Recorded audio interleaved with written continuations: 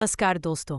आज की ये कहानी सिर्फ सुनने के लिए नहीं, महसूस करने के लिए है। क्योंकि ये कथा है उस पल की जब एक साधारण इंसान ने अपने भीतर भगवान शिव को खोज लिया। कहते हैं ना, जब जीवन में सब कुछ खो जाता है तब एक ही दरवाजा खुला रहता है, भोलेनाथ का। तो आइए मित्रों, सुनिए महादेव का आह्वान, एक ऐसी रहस्यमयी प्रेरणादायक कथा जो आपको भक्ति, शक्ति और आत्मज्ञान तीनों का अनुभव कराएगी। हर हर महादेव। हिमालय की गोद में बसा एक छोटा सा गांव था। नाम था त्रिलोकीपुर। ये गांव इतना शांत था कि हवा भी वहां धीरे धीरे चलती थी, मानो किसी ध्यान में लीन ही। उसी गांव में एक युवक रहता था, आरव। आरव बचपन से ही अपने पिता के साथ मंदिर जाया करता था, जहां वह शिवलिंग के पास बैठकर घंटों तक जल चढ़ाने वाले साधुओं को देखता रहता था। बचपन में उसे बस ये अच्छा लगता था कि वहां का वातावरण कितना शांति से भरा है। लेकिन जैसे जैसे वह बड़ा हुआ, उसकी आत्मा में एक सवाल गूंजने लगा, क्या सच में शिव सुनते हैं? उसके जीवन में कई उतार चढ़ाव आए। परिवार टूट गया, काम धंधा बिगड़ गया और दोस्तों ने भी साथ छोड़ दिया। जब कोई नहीं बचा, तब एक दिन वह उसी पुराने मंदिर के सामने जाकर बैठ गया जहां बचपन में वह खेला करता था। उसके होठ कांप रहे थे और आंखों से आंसू बह रहे थे। उसने आसमान की ओर देखा। अगर आप हैं तो एक बार मुझसे बात कीजिए भोलेनाथ। मैं बस यह जानना चाहता हूं कि आपका अस्तित्व सच है या सिर्फ एक मूर्ति में कैद नाम है। वह कई घंटों तक यूं ही बैठा रहा। रात हो गई, मंदिर खाली हो गया, दीपक की लौ मंद पड़ने लगी। तभी हवा का एक झोंका आया और शिवलिंग पर रखे बिल्वपत्र हिल उठे। आरव ने सोचा यह तो हवा है, लेकिन तभी उसके कानों में एक गूंज सुनाई दी, आरव, जो तू ढूंढ रहा है वह बाहर नहीं, तेरे भीतर है।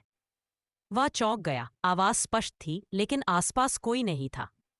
उसने देखा, दिया फिर से तेज जलने लगा था। उस पल उसे लगा मानो कोई शक्ति उसे भीतर से बुला रही है। वह उठा और बोला, अगर ये भ्रम नहीं, सच्चाई है तो मुझे रास्ता दिखाओ। अगले दिन से उसने अपना जीवन बदल दिया। उसने रोज मंदिर जाना शुरू किया, लोगों की मदद करने लगा और धीरे धीरे उसका मन स्थिर होने लगा। लेकिन फिर भी उसे वो जवाब नहीं मिला जो वह चाहता था, शिव का साक्षात्कार। कई महीनों बाद उसने तय किया कि वह कैलाश की यात्रा करेगा। लोगों ने कहा, यह रास्ता आसान नहीं है, वहां सिर्फ वे पहुंचते हैं जिन्हें खुद महादेव बुलाते हैं। आरव मुस्कुराया और बोला, शायद उन्होंने मुझे बुलाया है। यात्रा कठिन थी, बर्फीली हवाएं हड्डियां जमा देती थीं। रास्ते में कई यात्री पीछे लौट गए, लेकिन आरव चलता रहा। उसके कदमों के निशान बर्फ में छपते जा रहे थे। कई रातें उसने बिना भोजन के बिताईं। कई बार मौत से सामना हुआ, पर हर बार जब वह गिरता, किसी अदृश्य शक्ति की तरह एक वाणी सुनाई देती, मत रुक जब तक खुद को न पाले। वह जान गया था कि यह आवाज उसी की है जिसे वह खोज रहा है। एक दिन जब वह ऊंचाई पर पहुंचा तो बर्फ में लिपटी एक गुफा दिखाई दी। भीतर प्रवेश करते ही उसे लगा मानो समय ठहर गया हो। दीवारों पर हिम से चमकते चिन्ह थे, ओम नमः शिवाय। गुफा के बीच में एक प्राचीन शिवलिंग था जिसके ऊपर से पानी टपक रहा था। उसने कांपते हाथों से जल अर्पित किया और बोला, भोलेनाथ, मैं अब और नहीं जानना चाहता कि आप हैं या नहीं। मैं बस चाहता हूं कि मैं आपको महसूस कर सकूं। क्षण भर में गुफा में गूंज हुई और एक तेज प्रकाश उसके चारों ओर फैल गया। वह बेहोश होकर गिर पड़ा। जब उसकी आंख खुली तो वह किसी और लोक में था। वहां ना दिन था ना रात, बस प्रकाश ही प्रकाश था। सामने एक विशाल आकृति खड़ी थी जिसके शरीर पर भस्म लिपटी थी, गले में नाग था और आंखों में समुद्र जितनी गहराई थी। आरव ने समझ लिया वह महादेव थे। शिव ने मुस्कुराकर कहा, आरव, तू मुझे बाहर ढूंढ रहा था, जबकि मैं तेरे भीतर था। तू जब दूसरों की मदद करता है, जब सच्चे मन से प्रार्थना करता है, जब अपने अहंकार को छोड़ देता है, वही क्षण है जब मैं तुझमें प्रकट होता हूं। मुझे पाने का अर्थ ये नहीं कि तू किसी पर्वत पर पहुंचे, बल्कि ये कि तू अपने भीतर की अंधकार को मिटा दे। आरव की आंखों से आंसू बह निकले। उसने कहा, भोलेनाथ, क्या ये स्वप्न है?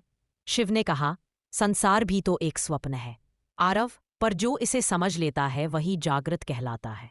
याद रख, हर कठिनाई तुझे तोड़ने नहीं, तुझे खुद से मिलाने आती है। जो दर्द तू सहता है वही तेरा मार्ग है। जो खो जाता है वही खुद को पा लेता है। इतना कहकर वह प्रकाश धीरे धीरे मिटने लगा। जब आरव की आंख खुली, वह फिर उसी गुफा में था, बाहर सूर्योदय हो चुका था, लेकिन उसके भीतर अब कोई प्रश्न नहीं था। वह समझ चुका था कि शिव केवल मंदिर की मूर्ति में नहीं, हर सांस में है। उसने वहीं बैठकर ध्यान लगाया और धीरे से कहा, हर हर महादेव। कई वर्ष बाद आरव गांव लौटा। लोग उसे देखकर हैरान थे। उसका चेहरा तेज से दमक रहा था, उसकी आंखों में शांति थी। उसने गांव में एक छोटा आश्रम बनाया, जहां वह दूसरों को सिखाने लगा, भगवान शिव दूर नहीं है।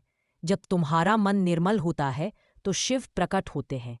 जब तुम क्षमा करते हो, प्रेम करते हो और सत्य बोलते हो, तब हर सांस ओम नमः शिवाय बन जाती है। लोग धीरे धीरे उसकी बातों से प्रभावित होने लगे। गांव में शांति फैल गई, झगड़े खत्म हो गए। आरव कहता था, जो दूसरों में बुराई देखता है वह खुद में शिव को खो देता है। जो हर चेहरे में महादेव को देखे वह कभी अकेला नहीं रहता। एक दिन जब आरव ध्यान में लीन था, उसकी सांस रुक गई।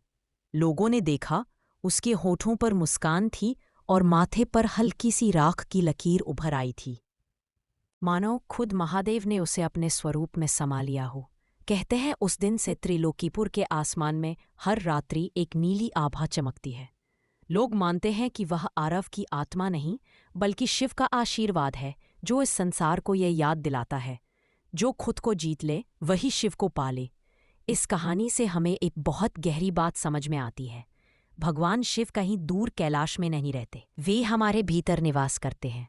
जब हम जीवन में टूटते हैं, हारते हैं और फिर भी विश्वास नहीं छोड़ते, तब भोलेनाथ हमारे भीतर से बोलते हैं। शिव हमें यह सिखाते हैं कि हर कठिनाई कोई सज़ा नहीं, बल्कि एक संकेत होती है कि अब समय है खुद को पहचानने का। अगर हम अपने मन के अंधकार को मिटा दें, तो हर इंसान में हमें शिव दिखाई देने लगते हैं। यही है इस कथा का सार। स्वयं को जानो, वही शिव को पाना है। तो दोस्तों, अगर यह कहानी आपके दिल को छू गई हो, तो अगली कथा महादेव का आशीर्वाद जरूर सुनिए, जहां एक भक्त की एक भूल उसके जीवन की सबसे बड़ी सीख बन जाती है। जय भोलेनाथ, हर हर महादेव। और हाँ, वीडियो को लाइक कीजिए, अपने मित्रों तक पहुंचाइए, क्योंकि भक्ति बांटने से बढ़ती है, घटती नहीं।